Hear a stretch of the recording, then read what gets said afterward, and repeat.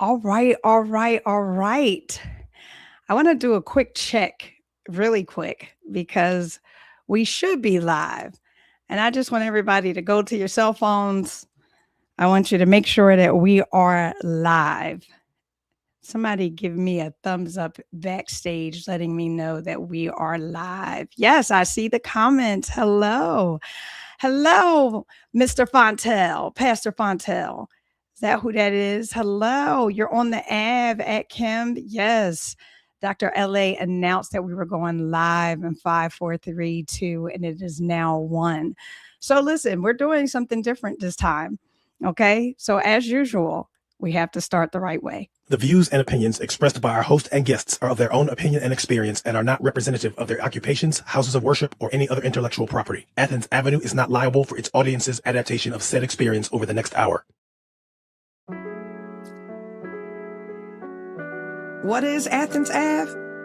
Athens Ave is a hangout where the body of Christ can come and wrestle with our witness in the world that is becoming increasingly intolerant to our presence, to our position, and most of all, the praise to our God. What is Athens Ave? It's where we give a biblical worldview on life and ministry and seek to courageously respond to it as it's happening. You never know who you might see on Athens Ave.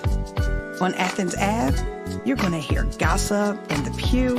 You're going to hear a fight on in this corner. And on Athens Ave, we'll provide wisdom from the men of Issachar. It's always going down on Athens Ave. Make sure you make a right on Athens Ave.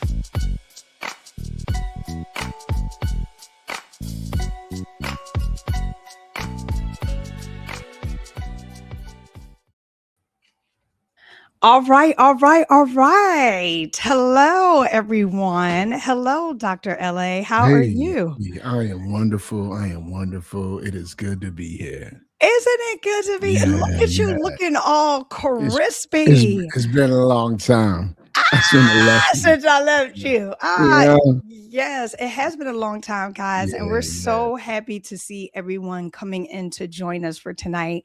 Our last episode was all the way in November of 2025. Right? Yes. Can you believe that? Yeah. We can believe it, though, because then we had the holidays came up, and then came up on us.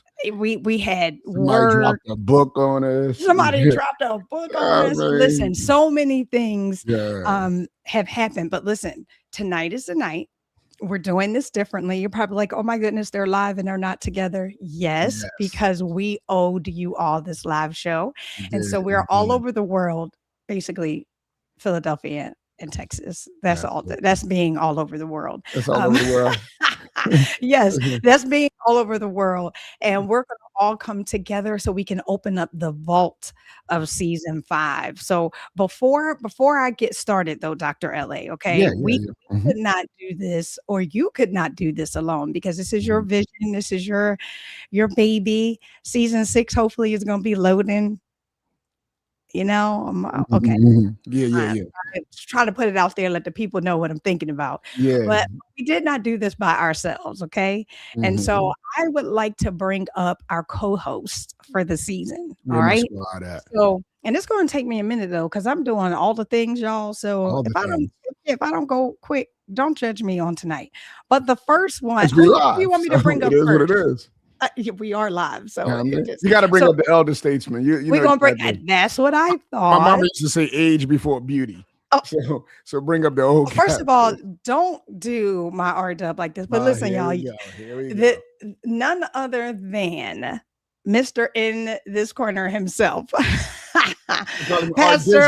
Pastor R-Dub. Hey, Pastor. How are you? I'm doing well, lady. I'm doing well. It's so good to see you and to be back with you.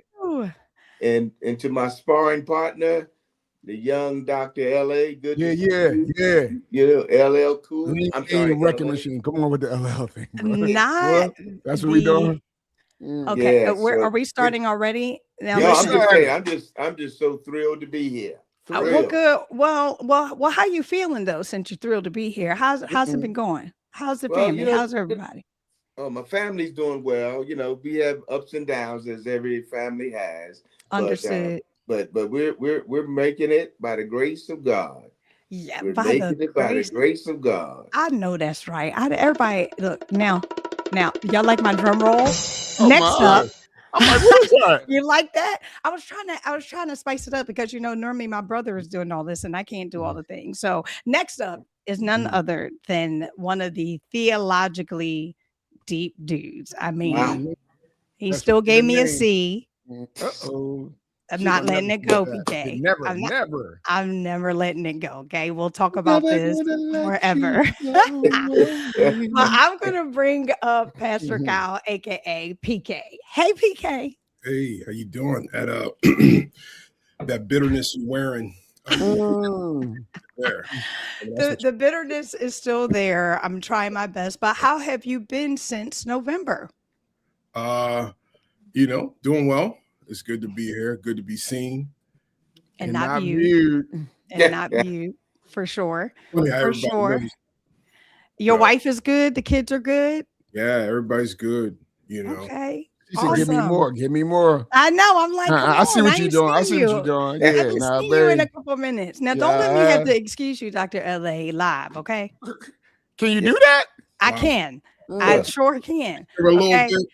Listen, I sure can. Now, listen, of course, we can't bring up all the on the spot guest guys, but we'll talk about them later on tonight. But we have for our very first full season, Madam Allie B. I'm gonna bring them up. I'm gonna bring them up one at a time. I'm gonna give them their breath from We Got Next. Come on, Allie B. From We Got Next. Hey. How y'all doing? I am blessed and highly favored. Go ahead. You go with that. Okay, we're not starting like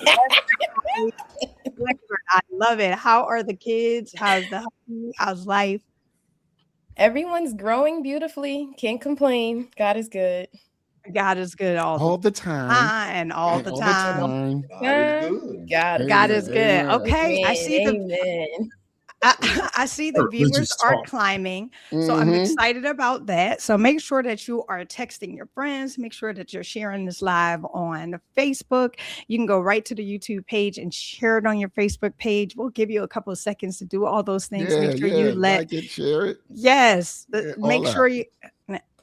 Oh, my fault. That's what you do? That's your part? Huh? Now you know we're live, right? I mean, I don't know if it's better away from each other or in the studio. I'm not really sure, but I don't want to forget about my nephew. Yeah, let's bring up none other than Darius, also from We Got Next. Hey, D. That's my dude. That's my dude. What's up, D? Okay, you're gonna let me ask him how he doing. How you doing, Darius? How's your leg doing? Are we healed? No, we're not healed, but we're healing. Oh, all right. But we're healing. Okay. But are we still wrapped up though? A little bit. Compression sleeve, but we moving, starting to run a little bit. So okay. And I'm gonna get my workout videos and everything that you said you was gonna promise me. I got you. Okay. Yes. So we're gonna be doing that. Stuff. She like bringing up stuff that you was woulda, coulda, shoulda, supposed to. Oh my God! No, he just told me that a couple of days ago. Like a C from 15 years ago. Video. Oh my God. Yeah. Oh no, it was like 15 years ago. How long ago was that? How long ago was that? Well, so we're just gonna go ahead and get the show started, guys. Permission to remove you all from the screen. Permission granted. Unless y'all want to stay, can y'all be quiet and stay? I don't know. Look like everybody shook their heads down. Can we? You see what I do? If you mute us, we can be quiet. I don't speak that language. Okay, so I'm just gonna go ahead and take the executive privilege. We're just gonna put everybody on mute, y'all. But we're gonna get this flashback going, y'all, because we talked about so many things during this season. I don't know. We had topics about once a deacon, always a deacon. We talked about the feminine male agenda in the church. Oh my goodness, we had a well-known pastor talking about that. We talked about politics. Should it be in the church? We talked about the LBGTQ plus AI. Forgive me if I missed a letter. We talked about that. We talked about church discipline. And let me tell you something, that church discipline. I laughed about this because we had a very spirited conversation about that after we got next launched that. But I'm going to dive into what you all are used to, right? We're going to dive into some in the pew clips. Okay. And I'm going to keep everybody up here. We're just going to kind of run through the show. We want to know what you all felt about it. And if you have a favorite episode or a favorite topic or a favorite guest, put it in the comments, because I'm looking at the comments now. We got everybody's coming in. I'm so excited to see all of y'all joining. Yes, to see from 15 years ago. Okay, help me out. Okay, I can't believe he even mentioned how long ago it was. That was not cool. But let's go ahead and play. Let's play this clip.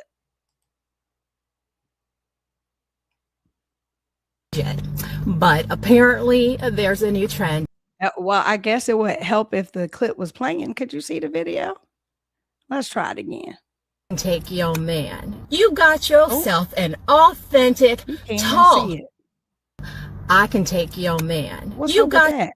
Well, this is what happens when you go live. This is exactly what happens when you go live. So how about this? You're not going to stop me today, Ebola. Is Ebola a thing that we can mention right now? Probably not. You said yes, Alex. Alex, you always got my back. I appreciate that. Let's see if this works. Oh, I'm not good at keeping up on trends, like legit. But apparently there's a new trend of I can take your man. You got yourself an authentic, tall, dark, handsome, God-fearing preacher man. That's my husband, Christian Gray, and his girlfriend. She decided to switch up that profile picture to let everybody know that she's in a serious relationship with a married man. Don't worry, they were not serious until he left his family a year after his daughter died. Then when he moved out, they were serious enough to go on a family vacation within 2 weeks, and he used our family funds to do that. So our family was very fragile already, but I'm glad. Okay. So, listen, people, let's talk about the pastor man with the side piece that he wasn't quite divorced yet. What y'all think about that? Who wants to go first? I figured I just started off with a bang. Y'all can unmute yourselves and talk now. Like everybody was like, should we talk? Yes. Who wants to go first? You put tape on our mouth, so you know. Yo, that joint was crazy. I remember that joint. That joint was crazy, man. You know, for her to go on there and do that, and you know, but you know, again, I said if he's posting, you know, public, then she gonna blast him in public. But I thought it was nasty. You know what I mean? He tried to go over and start a new life and do his thing, and she was like, "Nope. Remember his wife. Remember his kids." And he took their money. I mean, that's what I'm saying. It was just a straight nasty dude, man. What else, guys? Who else wants to come off and talk about this topic? I know R-Dub was like, I cannot believe where she gets these things. Yeah, I was wondering that was a thought, but I'm thinking how cruel and nasty after the death of your child to do this to your family. And then it says a lot about her that you can slide in when a person's grieving to walk with that. I just felt real bad for the wife. I don't know if they had any other children to deal with. This is what you expect when death comes. You know, this is our escape route, you know. So but when I first saw it, I said, "Oh my Lord, help us, Jesus." Slimy. Yes. Yeah. And look, Lex said dirty. Yes, for sure, dirty.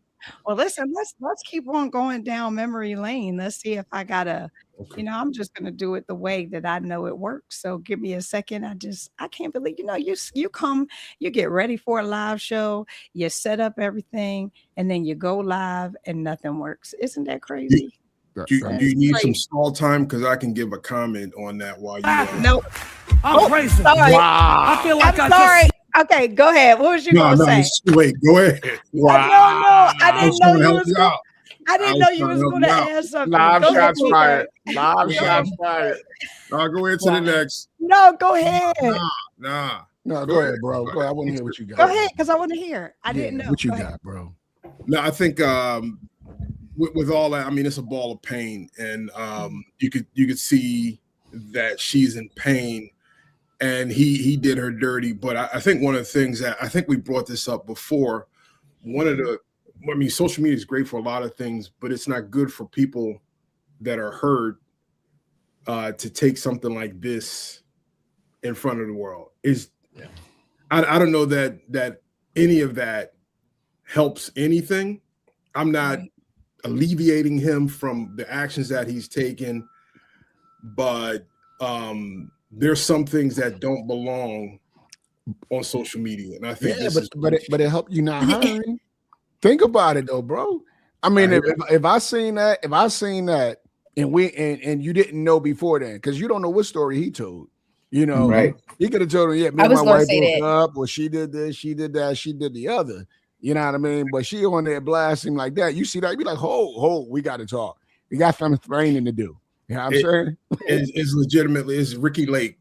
It's a slugfest. It's disgusting. I'm like, I don't know that my day or any of our days are better.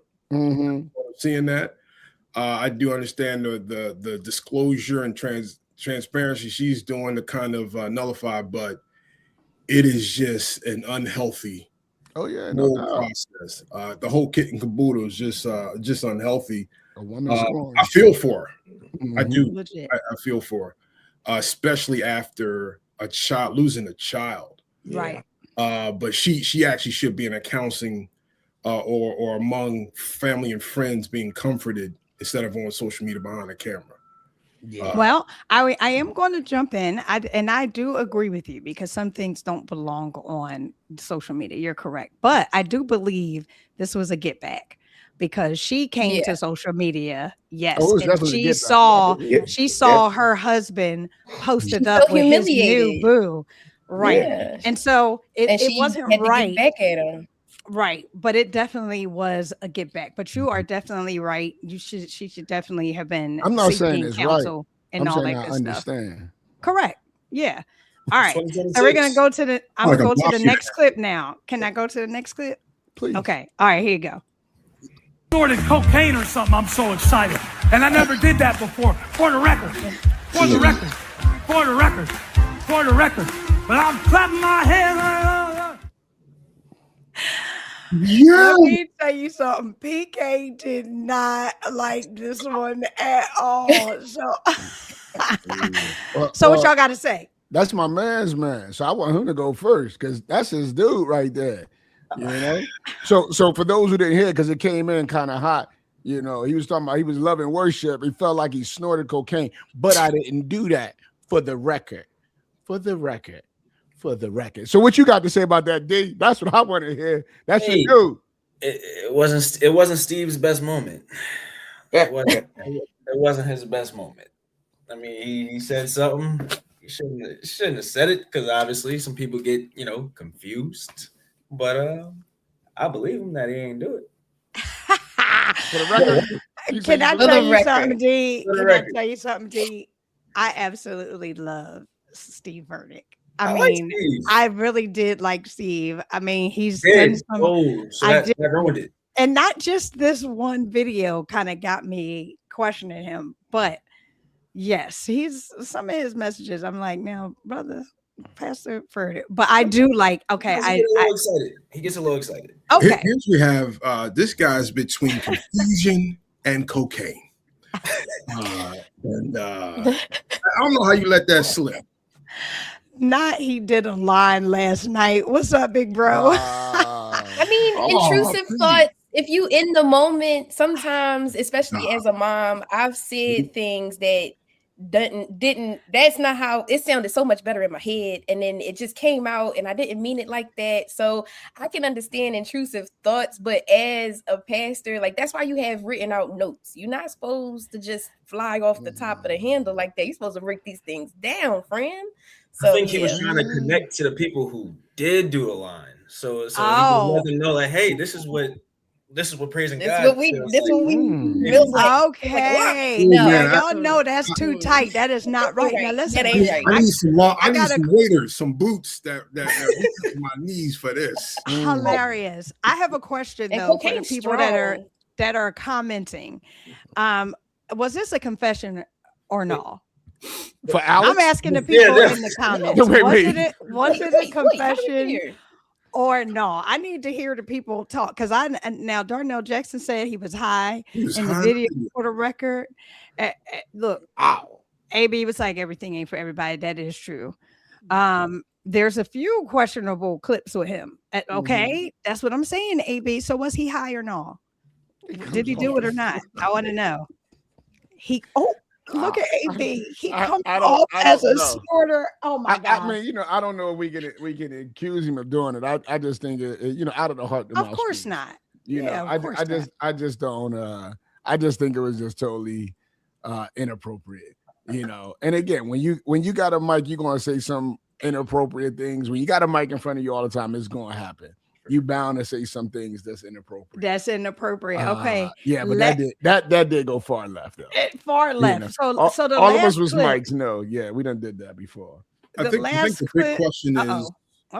Go ahead. Y'all run the show. Go ahead. Would you be able to worship after hearing that line? Would you be able to tap right in and like, yo? I mean, I'm thinking about this guy from that point on. I'm like. Wait, what was you like? He said, he stopped clapping. He got stuck on that.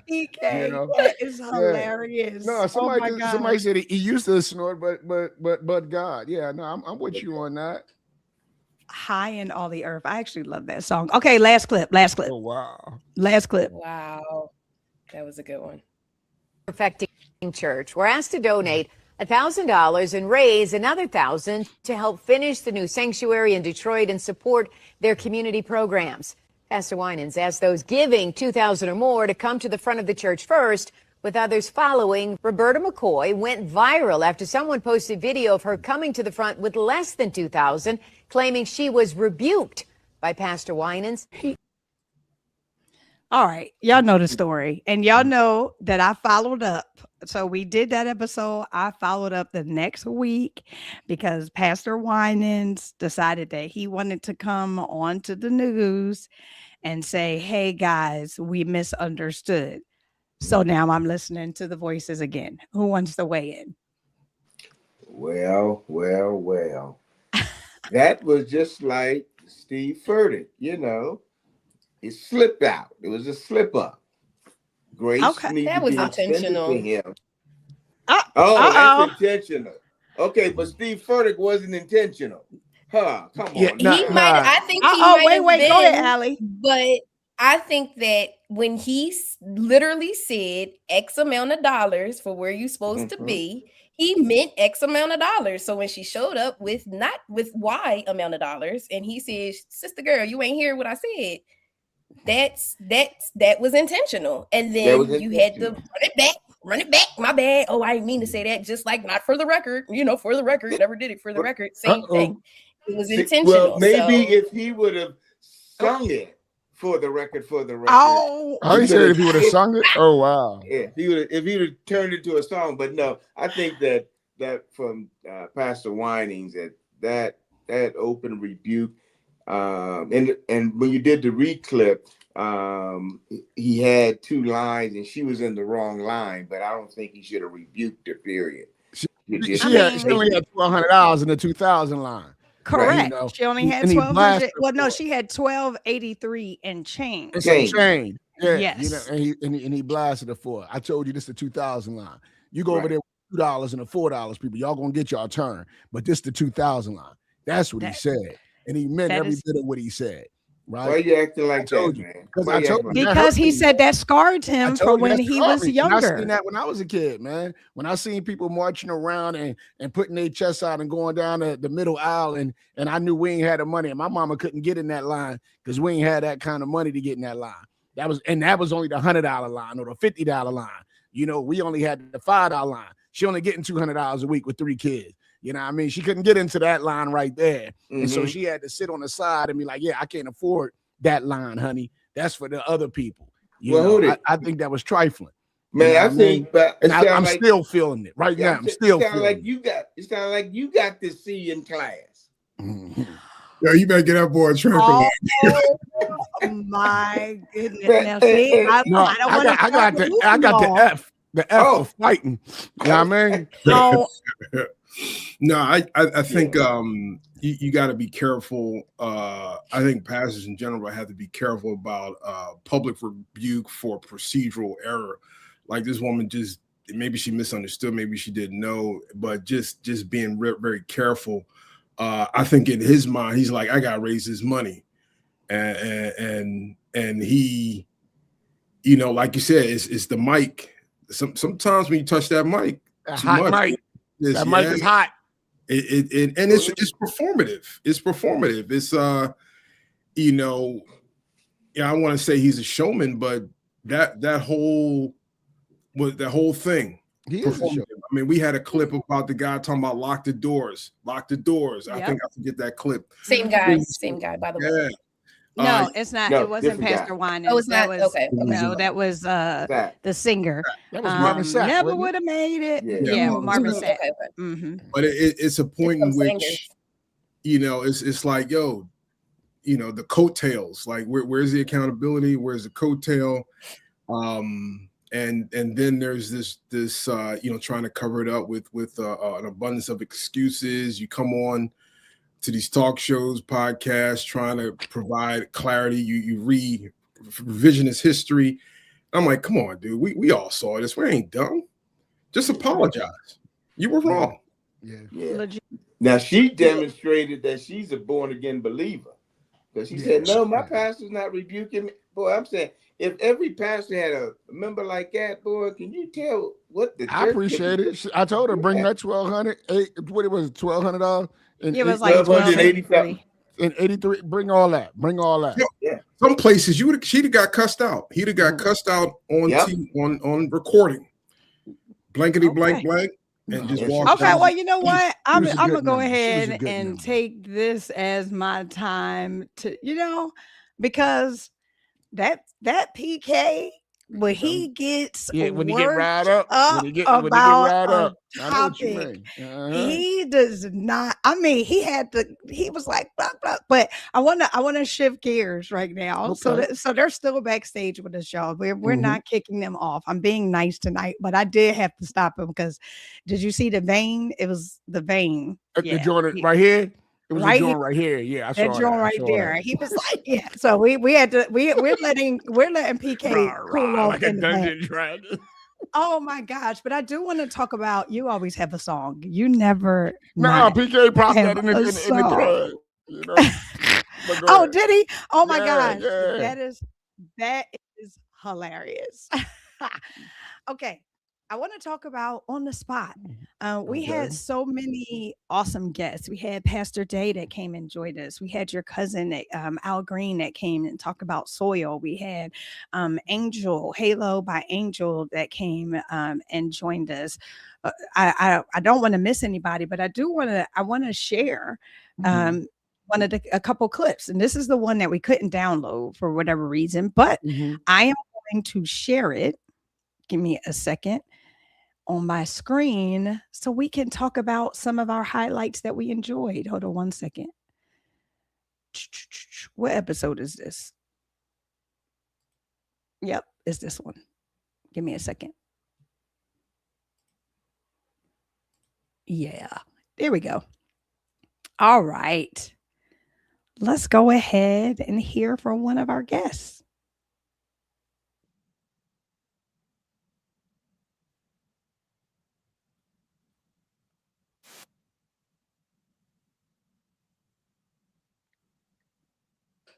I hear nothing. Do you hear anything?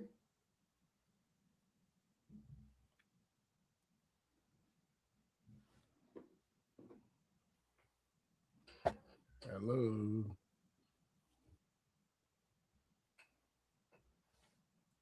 Can you not hear? Hear nothing. I hear nothing. That was so funny because why didn't you just tell me so I could have stopped it? I did. I said, I hear nothing. I hear nothing. Oh, but obviously you didn't hear me. I couldn't hear you telling me that y'all can't hear that. No. So yeah. Oh, well, anyway. And the audience can't hear nothing. The audience can't hear it either. That's crazy. No. Okay. Let's see if we can figure that out. Let me stop sharing real quick because she was talking so good, and I'm steady listening to the interview, and y'all can't hear trash. That's great. Can't hear that. I love. So that was Pastor Shirley. Oh, excuse me, I called her Pastor. That's what you Sorry, Pastor R-Dub, but Ricky in trouble. Yes, that is none other than Shirley. I'm going to figure out the sound in the next one, but she talked to us about her Walking in Wisdom book. And I really loved I chose this one. Yes, I chose this one. I chose this guest because I loved her ministry with women and how she stayed in that is her lane, right? I know some women that they kind of venture out and they're for all people, but she was like, no, my ministry is for women. So I actually wanted to bring up her husband, if I can. I want to bring you up, R-Dub. Look how he smile. He look real proud. Look at him. Look at him. Look at him. Oh, you go R-Dub. Look at this smile. Man, it is what it is. But hey, man, ain't nothing wrong with it, man. I love to see you smile, man. You go look at him. Blush. I know you couldn't hear her because that was my bad. So it's okay. That was my bad. Right.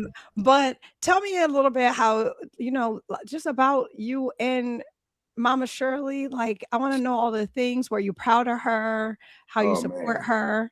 We're putting you on the spot now. All right. Thank you. I appreciate it. My baby sister Shirley Wilson.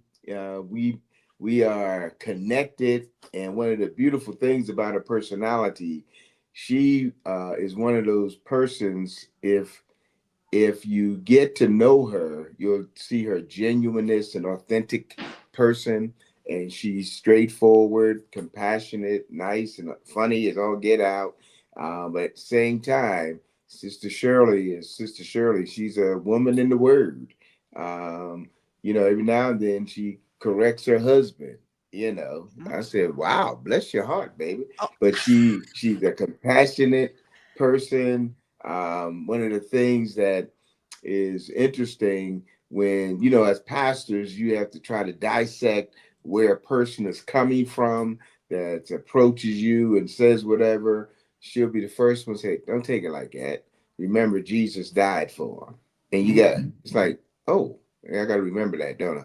And so you don't fire back. And so that's real good help for me anyway. So I just love the lady.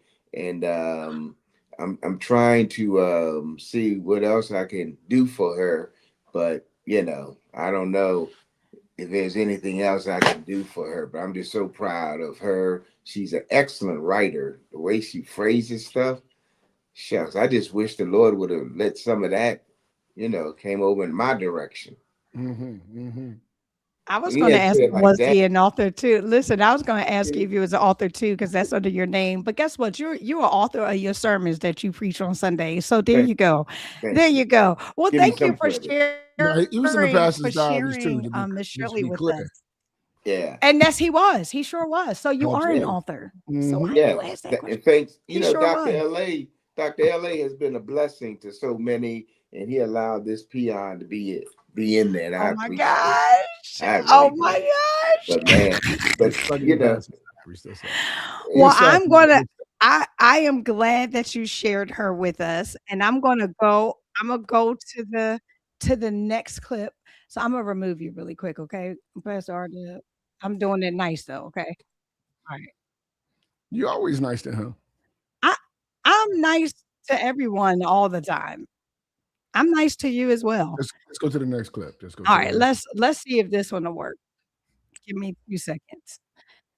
So fill some words in while I share my screen, Dr. LA. You don't have anything? Oh yeah. Where should I begin? What, where, why, or when will only explain like instruction to a game. See, I'm not insane. In fact, I'm kind of rational. Some people even use the word dramatical. This one or that one, white one or the black one. KRS-One jumps up to attack one. Everyone saw me when I walk into the public. Even the people, they just love it when I get disgusted. Every time I prove that Boogie Down Productions will move. Look at Darius in the background. Now it says also share audio. Let's see. Let's see if you'll be able to hear this one. Can you hear it?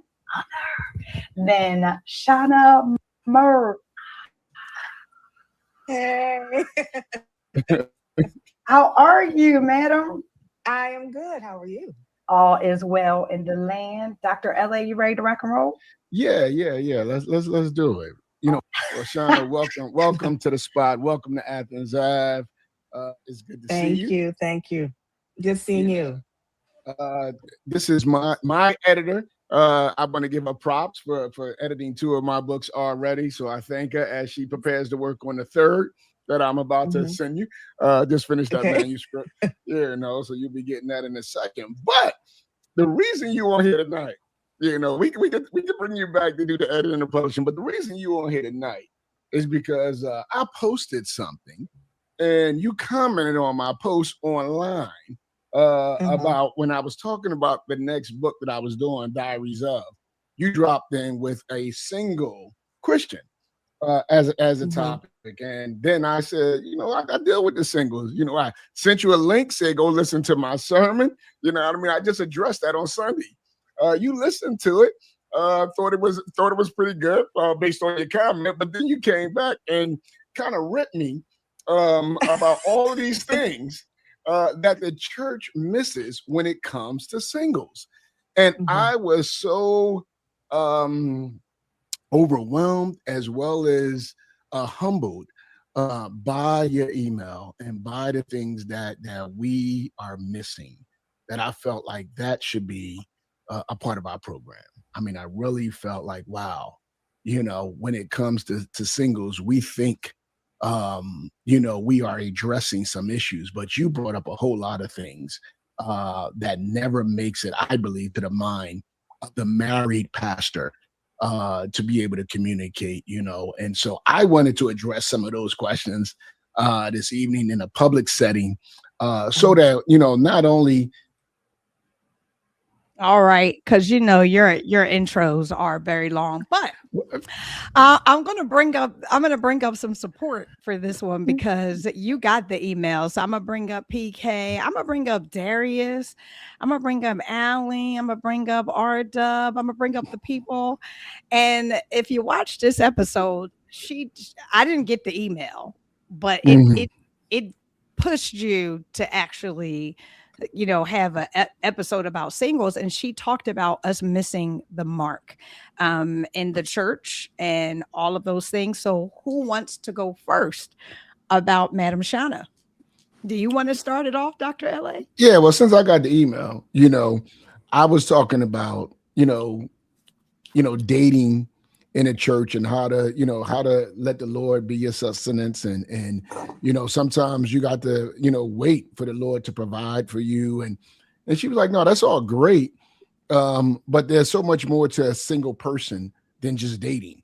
She's like, there's single widows who don't want to get married again. There's single mothers who need to figure out how to get a home on one income. There's, single people who want to go on trips but don't have nobody to go with. How do they go and protect themselves? There's single women who need, defense, self-defense. What does that look like? So there's so many things that she had brought up about, singles at different stages of life, with and without kids. And she was like, but normally the only thing that the church addressed is single dating. If you're single, you're dating, you're single, you're pregnant, or you're on discipline, like it's never a continual holistic approach at ministering to single people which makes single people feel like church is not for them. It's just for married people and families. So that was kind of the gist of her email. Yeah. Who wants to buy her? No, I was going to say, just even hearing the list, I appreciate that because it shows them. I mean, there's a multifaceted texture or layer to being single, and as he was sharing about the email response from Shana, I'm thinking about the number of single Christians that I know and the assumptions that I make. And in particular, what I found kind of interesting is the loneliness when I heard about single individuals going on trips and thinking through, wow, I didn't, when I'm thinking about vacation, I'm thinking about 5 individuals in vehicles and on vacation. I'm like, yo, is there a point in which I can sneak away? But here, someone who lives a single life, maybe looking for that companionship, and it may not be a romantic companionship, and just those variables you just never think about because my life is, I have people around me that I love, but all the time, and so those voices are so appreciated. I'm glad she ripped you. I'm glad she sent you that email because we are the benefactors. But no, jokingly, that her voices and what she shared, I think, is just so important, and grateful for her speaking out on that.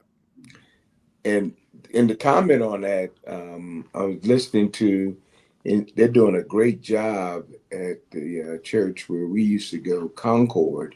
They have the pastors and the pastoral staff talk about issues, and they say they invite different demographics into their prep room so that they're being sensitive to people at different walk and stages of life, so that illustrations will not be geared towards one stage of life, but geared to others. And I said, well, that's a good point. If we as pastors and preachers and proclaimers would have a prep room and invite those different ones that's in our congregations, so that we would be sensitive to that.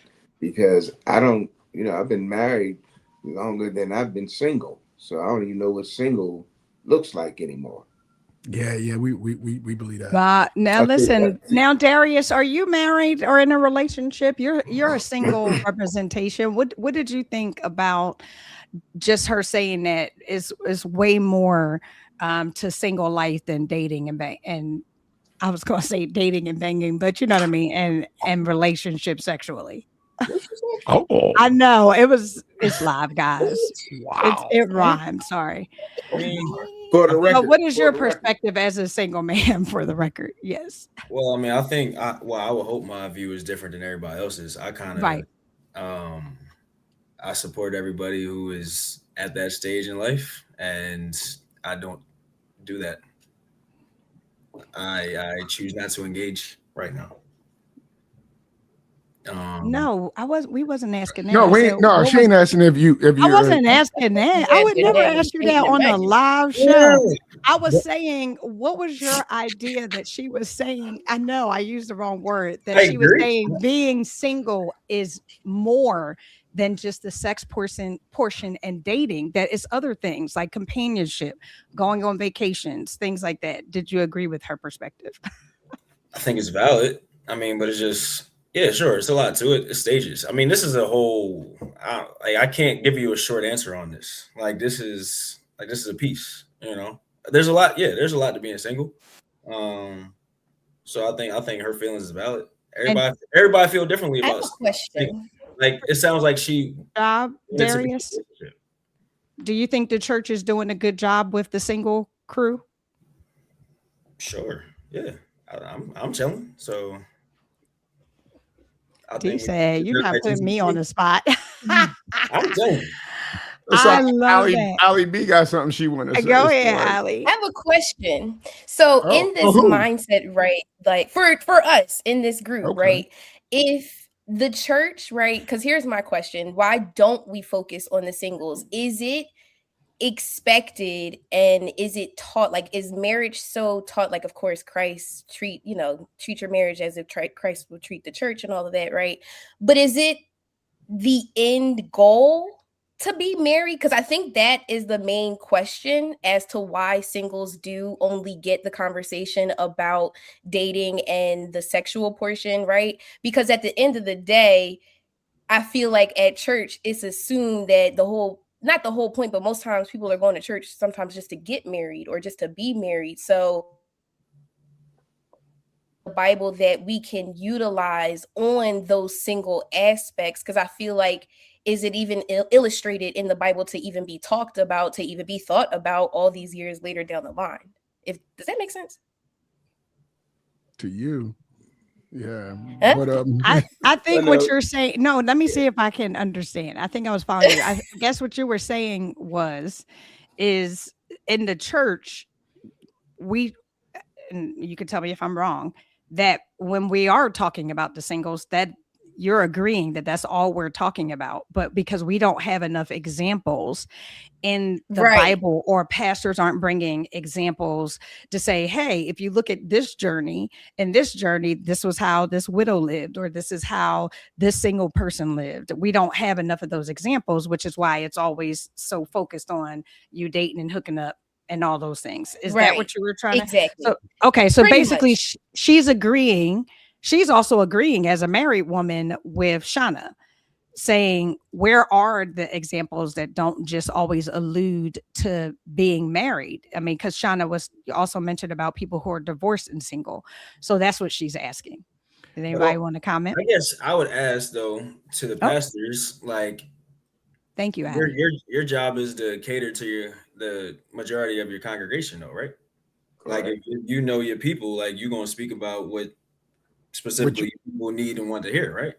Well, you're trying, you want to hit everybody, right? But yeah, you do cater to the demographic that makes up the majority of your congregation, But the common thread is you have the ability to speak to people 20 years your junior and 20 years your senior. Those are the generationals that people that you can kind of relate to. Once you go beyond that point, it becomes a little more difficult to connect. But if you're speaking about the Bible and you're speaking about personal holiness and people walk and that sort of thing, I don't believe there's a message that can't be applicable to your life and where you are in your journey in Christ. Where the disconnect is where it comes to using illustrations and application for single people. And if you're married and your whole life is your wife and your children, you don't just jump to a single mindset of how to deal with whatever said, analogy that you're dealing with at that time with that Bible. You go to, oh yeah, well, here's how I dealt with conflict, and you would bring up your wife or you bring up your child. Because you're not single, you're not going to, oh, this is how you deal with your boyfriend or you deal with your girlfriend, or, this is how I dealt with, someone else, because you have these interactions constantly around you. You automatically lean to those kind of interactions. Yeah. Just adding, because I think this is a great conversation, and I appreciate Darius just asking that question. I think in the pages of scripture, the singles are like, they're right in our face. I mean, you think about Joseph, you think about Jesus, you think about Paul, all single, living a single life. And like you said, it is a bias, because most times I know at Great Commission Church, everyone that preaches from the pulpit is married, and is in the throes of have raised, or being married. And so I think I agree with Shana. We have not focused on singles as much as we should. But I want to add something, and this is probably a little fly in the ointment. Very rarely, and I could be wrong, do I see a single person willing to raise up a ministry focused on single individuals? And I could be wrong, but I more times than not hear singles complain that there's nothing for them. And when challenged, it just kind of rolls, and we hear it. I'm like, I don't know that someone's not empowering you to lead such a ministry or raise something up to address that. I don't know. That's an interesting thing, because from my journey, every time there was a leader for the singles ministry, they were a married couple. Exactly. It's almost like to say the goal of every born-again believer in this church is to get married. And I think that is a pressure that we have inadvertently created in our churches. And I think it's something that needs to be addressed. But I'm like you, PK, I think a single person should lead a singles ministry. But the first thing, quote unquote, spiritual leaders, well, we got to make sure it's holy. We got to put all these terms on it as if that's the only area of life that single people are concerned about. Well, I got to say that there has been, my only pushback is, it may not be from the pulpit, but we've had mature women step up and lead and lead younger women. We've had women mentor women. They didn't call it singles ministry; they called it discipleship. But the woman who was leading it was a mature woman, as the Bible says. You're supposed to teach the younger women, in that process. So that is happening, and that has happened throughout the ministry. Just because it's not called singles ministry and is not talked about from the pulpit, it don't mean that discipleship, of young women, of single women, is not happening. So could it is that a flawed narrative in Shauna's right that there's nothing, if that is going on? Yeah. I think what Shana was really pushing that is not communicated over the pulpit. Right. I think that was, and so that's where I was like, I don't talk about the singles in that way and addressing the things that she's talking about from the pulpit, but it doesn't mean those things aren't being addressed.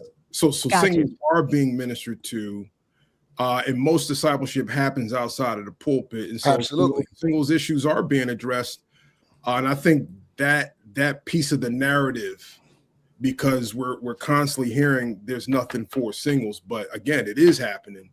It's just not happening in the way that they might want it, or it's not called single. Yeah, it's not called singles. It's called because whenever it's single, and as our Dub said, is a couple, and the goal is marriage, but it's not called single. It's about maturity. We're going to go ahead and put a pin in this one. I have some comments and this is not a recording, so I'm just going to leave my comments to myself. So I would go ahead and excuse everyone. I'm going to leave up the theologically deep dudes. As a matter of fact, I'm going to go to We Got Next real quick. Because I know, I'm gonna do the theologically deep dudes. I'm gonna go in order. I'm gonna go in the order on which I got. Okay.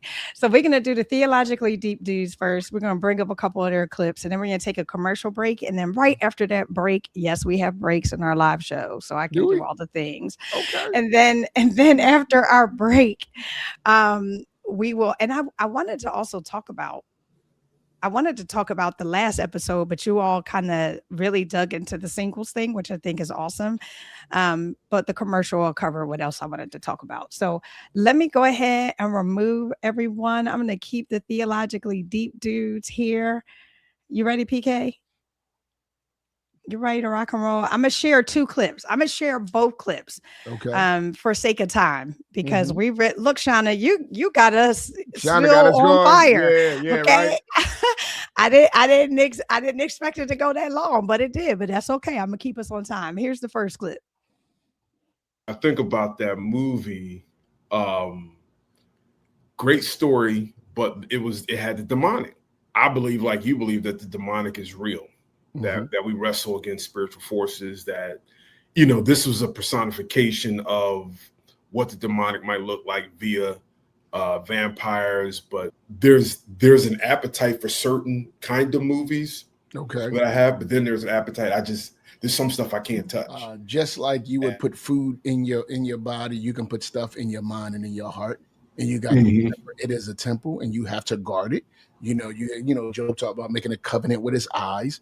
So there's definitely certain things that you see that can affect you. I remember talking to my son and like, look, you can listen to certain musics, but if I listen to cuss, it's in me, and it's only take a certain, point in time for it to come out of you because you done put it in you.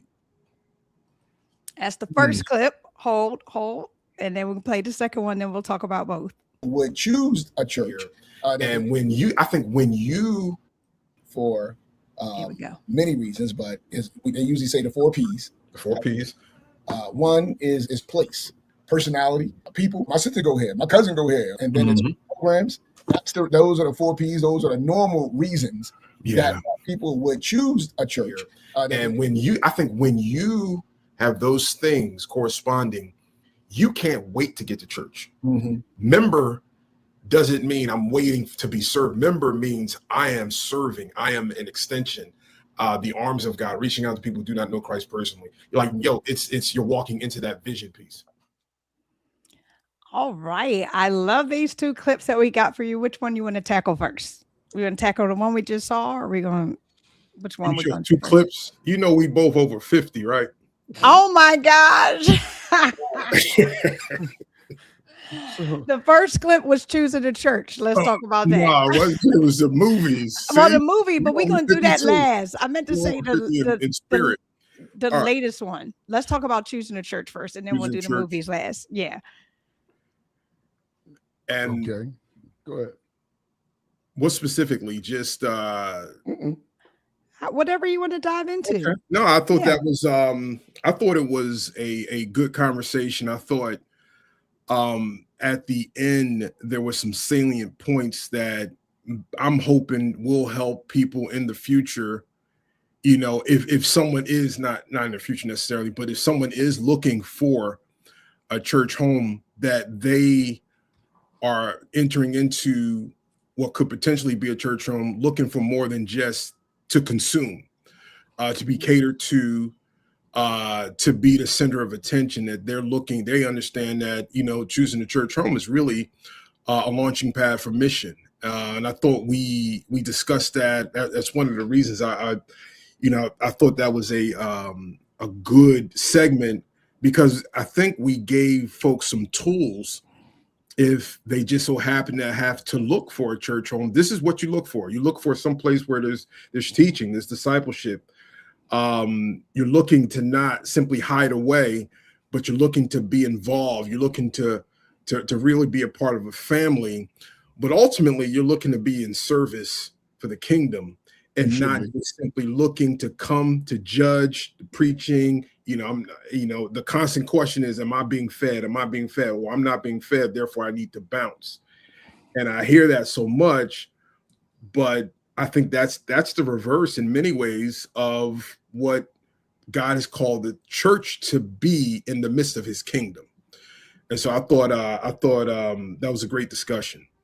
And I would say, I think after that one, so many people came up and were like, wow, because we talked about those 4 P's, and we talked about why people choose a church. And we talked about the people, the place, the personality, and the programs, right? And the people, oh yeah, I knew them. That's why I went there. The personality, I like them. Or, that I like the preacher. I like, they're so friendly. The personality of the church, or the program, it was their outreach ministry that drew me in.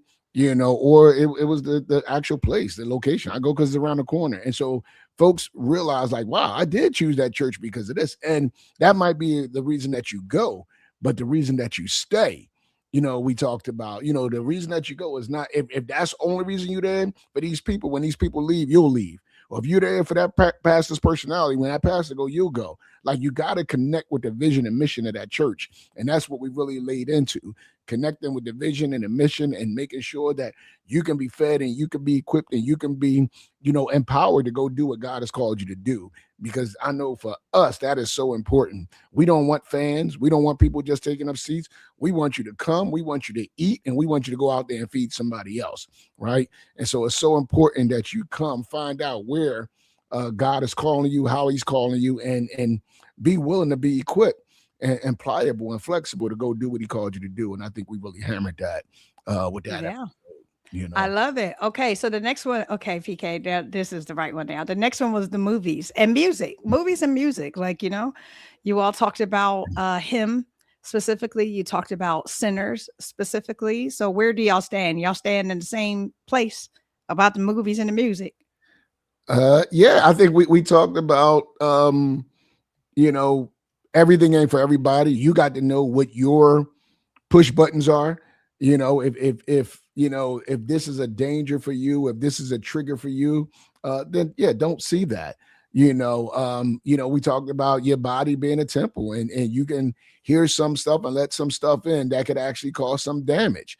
But if you can laugh off scary movie, you know what I mean? If you can see violence and see violence as entertainment, like if we ain't gonna say it's forbidden for you to see, but it does take a spiritual maturity to say, hey, I'm able to see this and handle this and it not have an effect on me, because sometimes I watch things to see where people are so I can have entry points for them. But then there's something I believe, man, I just can't watch that. That's too much for me. Right. Yeah, and I thought that was a good topic, especially for Christians that are able to watch certain kinds of movies and listen to certain kind of music and consider the weaker brother or the weaker sister in what they do. So they may have liberty to watch, sinners, but someone that maybe recently came to know Christ and may have dealt with the occult or just that realm, and they see that and they're like, nah, I don't want that. Well, we have to be, I think mature believers have to be sensitive to the weaker brother or the weaker sister and consider what we do around them. Even music. I know for me, I grew up, I didn't listen. I wasn't allowed to listen to secular music. Now, I do listen to secular music and I go to concerts and I go to comedy shows, but I'm not going to necessarily take somebody, with me and they, there's a certain, I know when, and the Holy Spirit is such a guide and convicts, when you ain't supposed to be looking at something. When the part, I mean, whether it's a movie or a TV show, it's like, there are just times when we need to be sensitive to the Holy Spirit's leading and know when to turn something off and to walk away from it. You got to know when to hold them. Yeah, and when to fold. And when to fold them. Okay, I'm gonna bring up everybody before our commercial break. Just in case anybody wants to add. That was a R-dub moment. You got to know when to hold them and fold them. But listen, thank you, Theologically Deep Dude. You always keep us grounded and give us very good tools. Your wisdom is always is elevated every season. So thank you. R-dub, Darius, or Ali B, y'all want to add something before we go to a commercial break? Well, I appreciate the deep dudes. Texas. Yeah, but at the same time, You said who did you ask? You said Ali B or D, didn't you? I asked everybody, but you asked R-dub too. I didn't know you asked him. Okay. See, my thing is that we have to be careful that as believers that we act like we're not in the world, that this stuff goes on, life is life in, and you just got to be prepared for it. But it goes back to what PK said and what LA said. You got to, born again believers, you got to be relying on the guidance of the Holy Spirit, not only for him to inform you what to do and what not to do, but get the courage to obey the leading.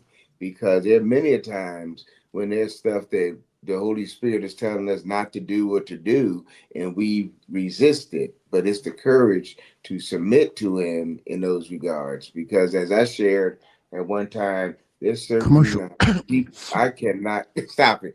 There's certain people I could not be listening to because stuff may come out, and not and stuff make. Now you know what, Allie or D, did y'all want to add anything before I go to our commercial break? Yes. No, I'm gonna just throw on glasses since Alex said I'm the only one without any. So I'm gonna just. I love him. I love him. It's like that.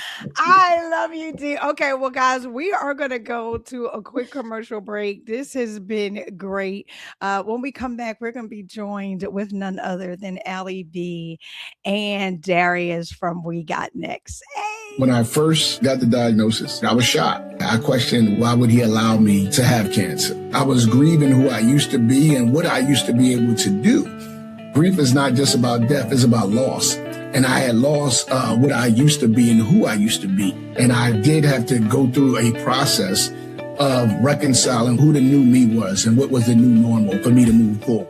Sometimes we have to go through valleys in order to help somebody else through those same valleys that we've been through. So it's not about being fearful. It's not about being sad. It's about being faithful in the journey, and so that's what I learned. I learned that God is God. If you've been through it, share your journey. If you're going through it, open up and let somebody love you. This could be the most discouraging and depressing and darkest valley anybody been in. And so if there's an opportunity to give light, and that's what I hope the Cancer Diaries do. I hope it gives a light to somebody in their darkest moment.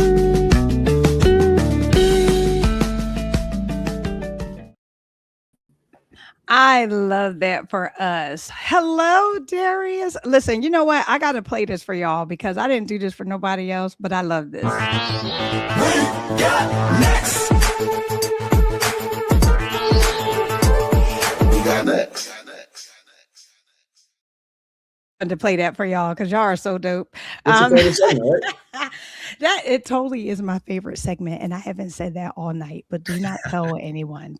D, like I thought, like whose side do you be on? You put me on blast. But listen, I have to say, you all did a full season with us, right? And so I just wanted an opportunity just to talk to both of you about how it was dealing with us old folk. I don't feel I'm the favorite auntie, so I'm gonna go. The other folks are the old folk, okay? But how was it? Just sharing your heart, coming up with the topics, and just being with us for a full season. Who wants to go first? I can start. Okay, ladies first. Go ahead. I'll go first.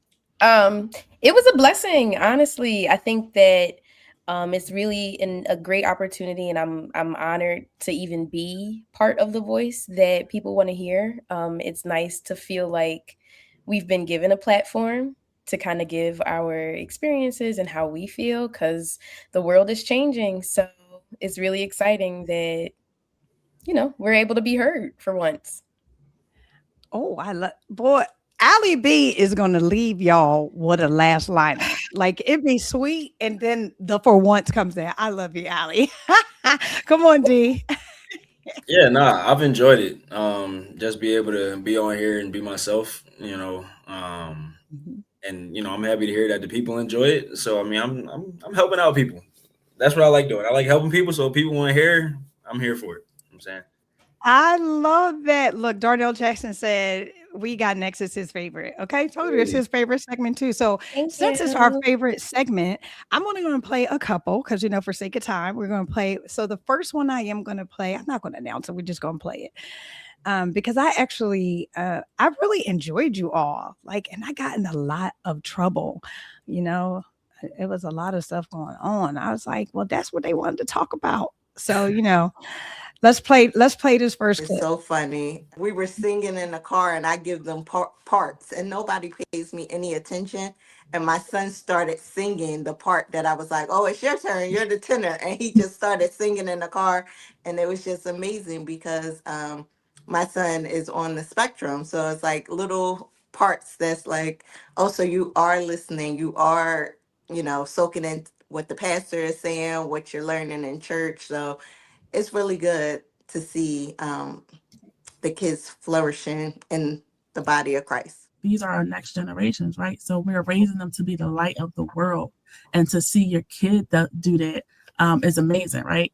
Like, to think that he knows these Bible verses, that he's inviting other kids to VBS. He wants to do trunk or treat. He wants to hang out with other kids in the church and, like, form that community is amazing. I love it. I love it. So let's just talk about that, Allie. Now, we know we're going to have, now, when we have season 6, I'm dropping that out there. Okay, D, because me and you, the three of us actually talked about this a couple nights ago, and we said season 6 has to come back because we want to have D and the fellas do their segment. But since you went first, Madam Allie, with the moms, what a special session you all had. Tell me a little bit about how that was, curating it, and what you felt about after you and your friends could talk about motherhood.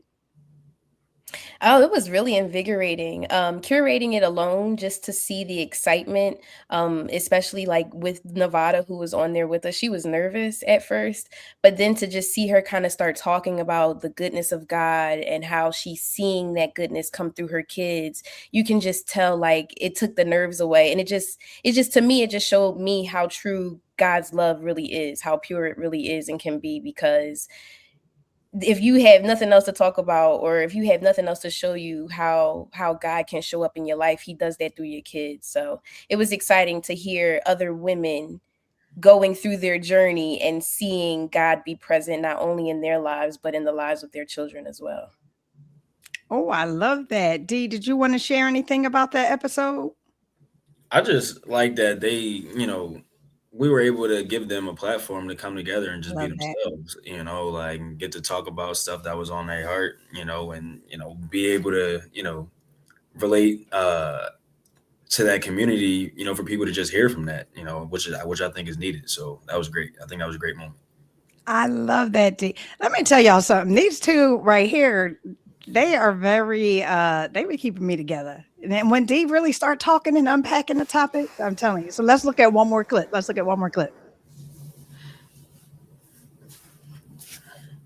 Church realm, but I don't necessarily think that dating inside of your church, because everybody knows you. And then if y'all don't work, who gotta go? You know what I mean? So I wouldn't say inside of your church. Definitely want to stay in the church lifestyle, right? But you can step outside of your own place of worship. I feel that. I mean, I definitely don't think I would date inside my own church. Like, see, because everybody know everybody, and like, for sure.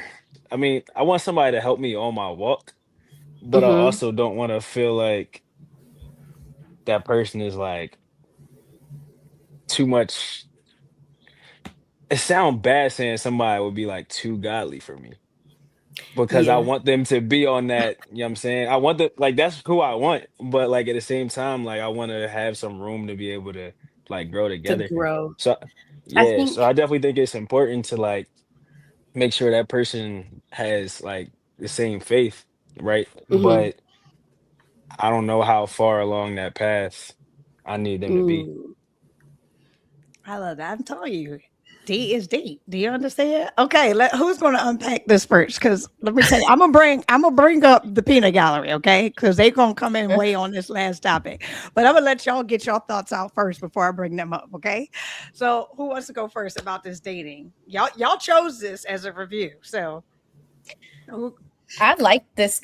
I like that topic specifically. Like, I like how we dove into the role versus like a man looking for a woman versus a woman looking for a man. Because I know when Dee was saying like he don't want nobody who's more godly than him, but as a leader, especially with his dad being such a great example of a Christian leader, a godly man, a godly husband, a godly father, like it's going to be different for what he's looking for than someone who is a young single female looking for that godly man, that godly father to grow with. So I love how, we could really get into the nitty gritty of things.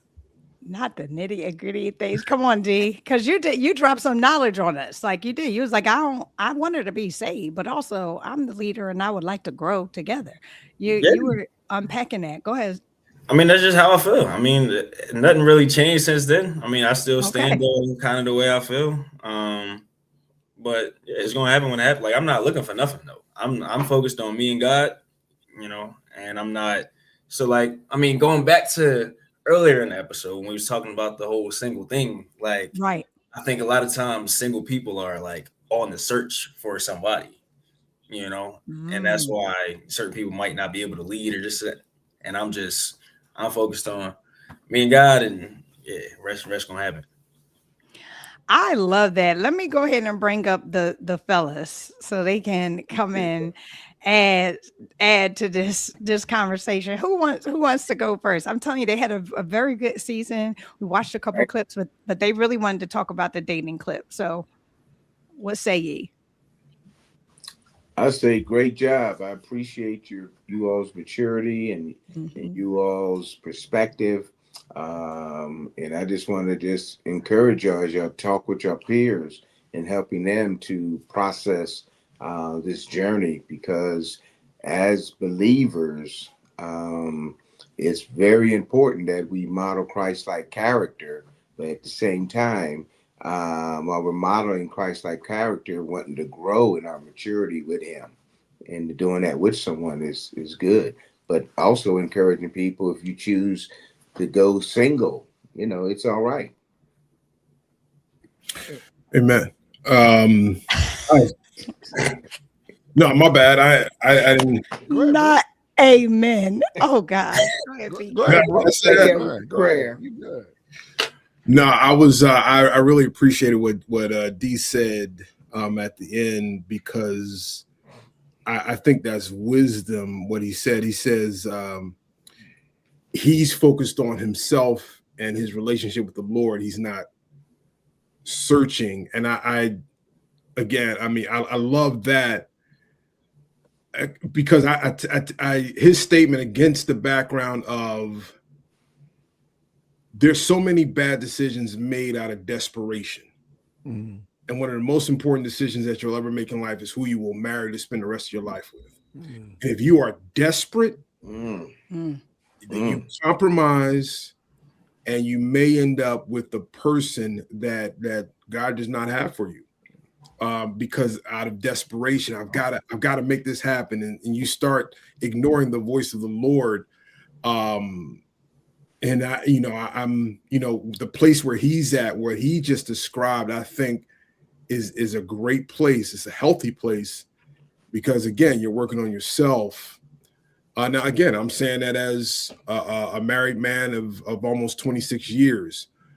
So that is the case. That's who I am. That's what I'm saying. But I stand by some of the worst decisions that we can make are decisions made out of desperation with our situation. And there are a plethora of examples throughout. And so I just want to commend him for that. And I thought it was a good discussion. Yeah, and I agree with that. You see what happened with Hagar. We got Bible examples of impatience and decisions that's made when you don't wait for God, and we see that. And so I value that. I think what I love about We Got Next, and what I really appreciate about Ali and D, is their honesty, their transparency, their willingness to bring up some topics and give us an insight on rooms that we're not necessarily invited in.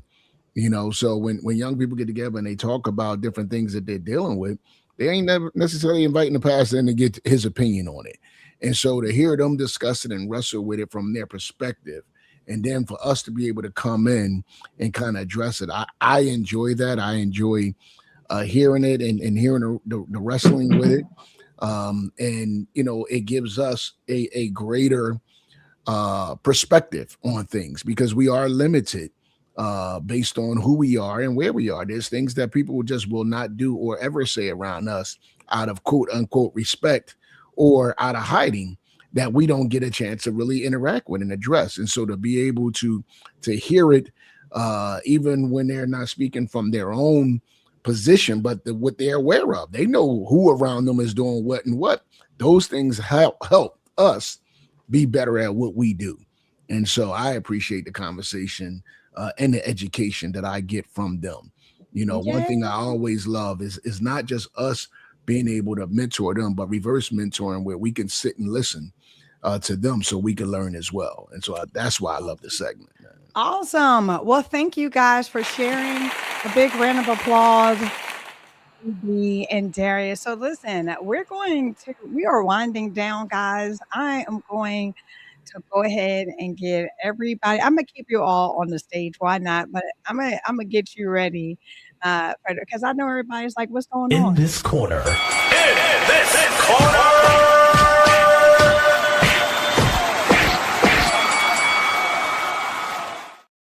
Huh? Hey, y'all know I didn't forget about in this corner. Now we done talked about every segment. We done went down, and so I figured I'd save some of the fighting for last. So let's go ahead. Oh my! Yeah, I figured I'd go ahead and just share some of these videos that you all were so awesome to talk about. And this is one of my favorites. Any preaching from that pulpit, I think, because of history and because of the disrespect for the position, if it's going to be at the church, I think that call belongs to the pastor in terms of if there's going to be preaching from that pulpit, because he is the angel of that house. Thank you. So I disagree, of course, but you know, my disagreement is not as if the pastor does not have authority or say so or right to communicate on this. But somebody in their family died, and one of my ministers happened to be their family member who knows them better than I could ever know them, and they would like them to do it. I don't feel like because I'm the pastor, I have to do it. If you have a better relationship with one of these guys, I have no problem with submitting and allowing them to go ahead and preach that eulogy.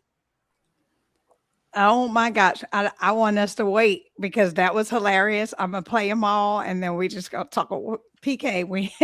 When that angel came up on his face, that almost tore me down. That almost tore me down. Okay, here we go. Here's another one. There's no way, as the Bible talks about, we could get snatched out of the hand of God. You don't lose your salvation. You don't lose your part in the body.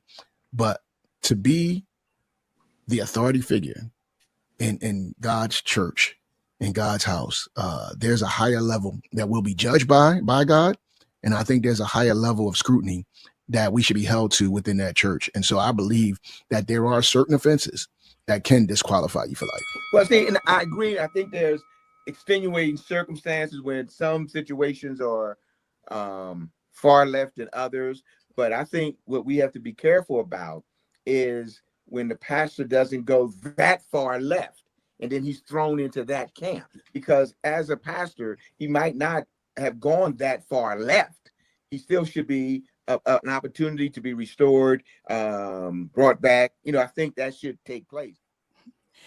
Pastor R-Dub said he didn't go that far left. Last but never least, because I picked the top. I figured that these, I don't know if they are the top three, but I said, listen, this is hilarious. Here's the last one.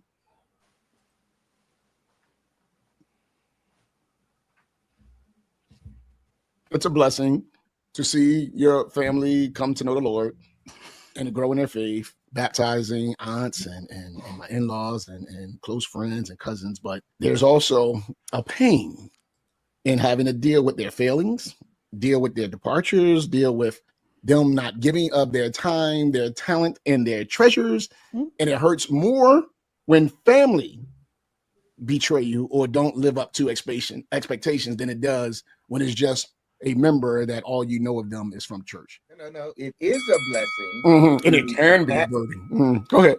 Okay, I didn't do you like that. It is a blessing because not only are they a part of the universal body of Christ, part of that assembly, and the blessing is they're serving, they're growing, they're participating, they're loving, and then you can count on them in terms of relationship building. And then they can also be such a blessing that when you are down, there's nobody like family that can come around and be supportive and encouraging. Well, listen, we had way more episodes than that, but those were the top three. Look. Just for disrespect. R-Dub put up the violin. Did he not? I didn't do you like that. Slow your roll. Oh my! He got fed up. RW got fed up. He said enough is enough. Enough is enough. Okay.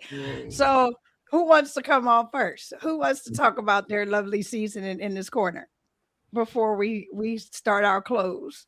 You did 3 topics in a row. I don't even remember what the topics were. Man, you ain't that old, bro. The disqualified pastor. We talked about, because once deacon, always deacon, once pastor, always pastor, or is there an offense? We talked about your family members. Yeah. He gonna say about the eulogy.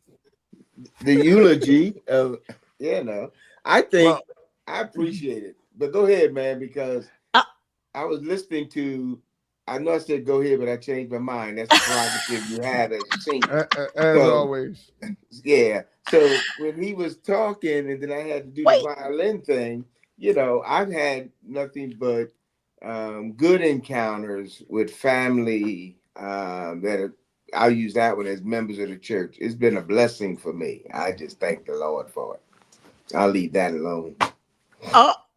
So you're going to open the can of worms as we're doing a review and then leave that alone. That just tells me that not too many family members came to his church, because they're humans, and when you're reaching them and you're with them, they're gonna still be family. They're gonna do the things that they do, and so nothing hurt like somebody like family hurt, and that's the bottom line. And so they can be a blessing, but it also can be a burden, and that just is what it is. I stand by what I said when it came to the pastors, and your most sensitive moment when you having a funeral and you got somebody preaching who you don't want to preach. I don't want to ever be the guy doing a eulogy for a family that don't want me to do the eulogy. I don't love my voice enough, and I don't love doing homegoings enough to say I'm going to insert myself here because that's my authority to do so. And so I still feel the same way. If there's somebody who's qualified and available and can do it and is closer to them than I am, then I still feel I could step aside for that. So that has not changed with me either. Well, let me ask you this question then. So you're saying that the approval authority is reserved for you, because let's just say someone that they do want to have do it that doesn't fit the bill. You're going to be pastor enough. My first comment was that they be qualified. That was the first thing I said. Who's going to determine what the qualifications are? I am. Okay, so you still got control. Okay. So I just removed them for a little bit. Did you want to add something, PK? Come on, we already did in this. They about to go. They about to fight again. Yeah. Okay, we're gonna bring them back. We're trying to close the show. Okay, here we go. I don't know why you saved it for last. You knew what it was gonna be. I'm just saying. I thought you knew what it was gonna be. You're gonna throw the topics up there, and I still think that pastor could be disqualified. He ain't getting up in my pulpit after he goes sneaking. You know what I mean? I still mean that. So he's done forever. He can't be restored. Forever, ever, and ever. Yeah. Oh my goodness gracious. He can be restored. Not to your place. But not to your pulpit. Position in Christ, but he ain't restored to my pulpit.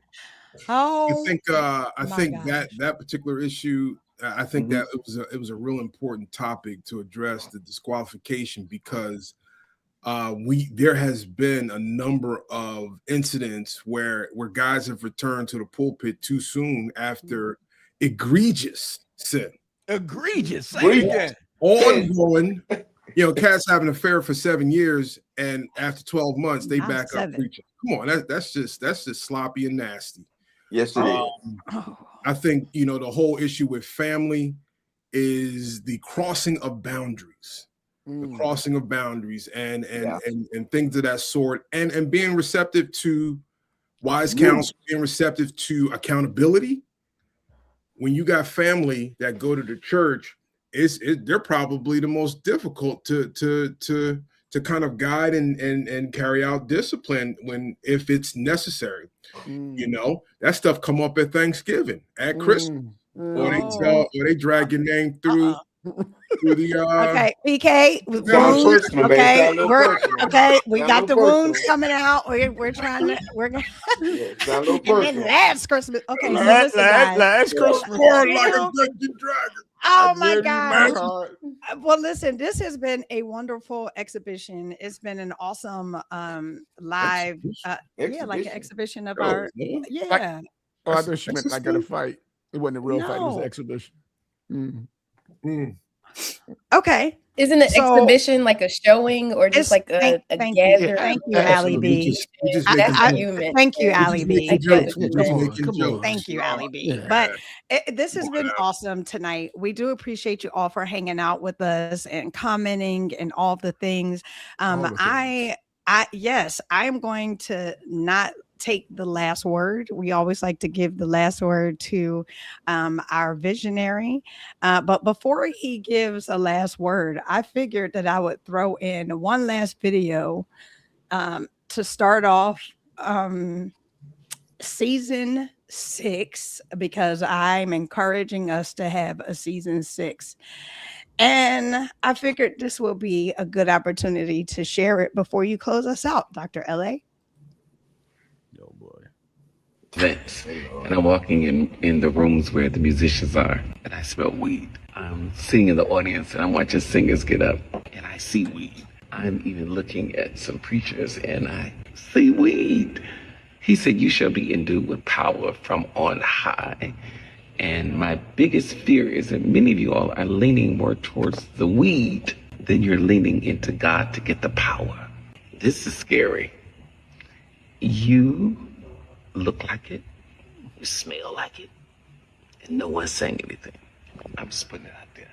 You gotta get delivered and lean into the power of God more than you do the weed. Well, I figured, Dr. L.A., you said, hey, what's going on in this pew? That's what's going on. Pastor Hannah just posted that maybe a couple of days ago. And I figured I'd just leave it. We don't have to unpack it, guys. We don't have to unpack it, but these are topics we could potentially talk about in the future. I want you all to enjoy your night. And we're going to bring up none other than Dr. Pastor, Reverend, author, all the things, father, husband, Dr. L.A., you can close this out. His Burberry though. That was kind of. You was feeling his Burberry. I was kind of feeling that. He always sharp. Okay, well, go ahead. Well, I'll say this. As always, I'm very appreciative of each of you, and your input in the show. Again, what you bring is amazing. And you give a part of you and the sacrifice that you do. To see this thing come to fruition. I know it's been a few months since we did our last one, so to come back and do it here together has been great. I'm glad we got a chance to do it live and respond live to the audience. We had some kinks, but I think we could do live shows now, man. Y'all got me thinking we could do live shows, as opposed to recording. I kind of like motion, that we got in the interaction as that same time interaction. I kind of dig that, but I appreciate the support. We praying about a season 6. Somebody keeps speaking it like they can speak it into existence, but we'll see. You know what I mean? Whether or not that's actually come to fruition. I know we all tremendously busy, but I think we add something to people. We give perspectives. I think people need to hear. We wrestle with things that I think they want to hear, and so let's see how it goes. But thank you all for your part.